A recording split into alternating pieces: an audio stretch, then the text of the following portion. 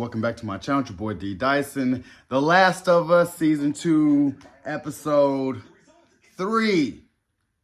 And as I was just kind of getting background of different perspectives of Episode 3, I really enjoyed it. It was more of a filler episode, but more to the furthering of the story. Like, we get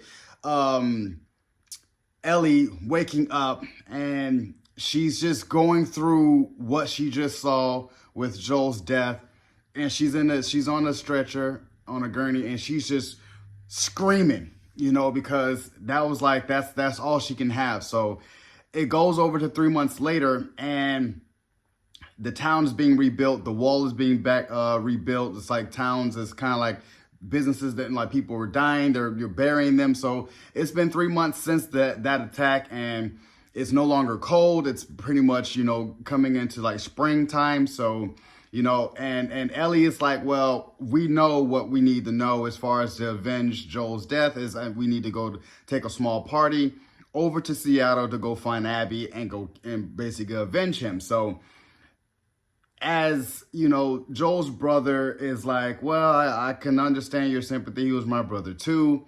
We have to put it to a town vote, and then we'll see. Like, this is the proper order, natural order of how we do things.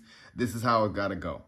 And we get that scene where, the town's involved and everyone's saying their piece. And then Ellie ends up with what she wrote and ending up where no one is they're not sending 16 people out. It's just going to be basically her. So her and Dina set out, even with the dude that she has beefing with, exchanged rifles, gave him a horse and helped him get out the city.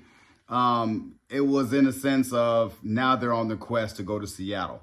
Dina had the map, everything gets planned out, as far as, and Dina kind of checks her, like, all you got is guns, you ain't got no med packs, you ain't got food, like, you're just gung-ho, like, about trying to avenge him, but you're not even going to last out there. So, it's kind of in a sense of they need each other in that real positive way. So the whole episode is just them, on the frontier quest on the horse trying to get to Seattle from Wyoming. And it was beautiful scenery, beautifully shot.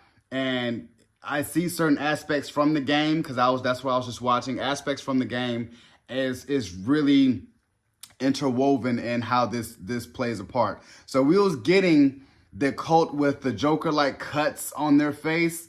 And the dad was basically, talking to the daughter, like, we're trying to survive the wolves, and, they're the worst people out here.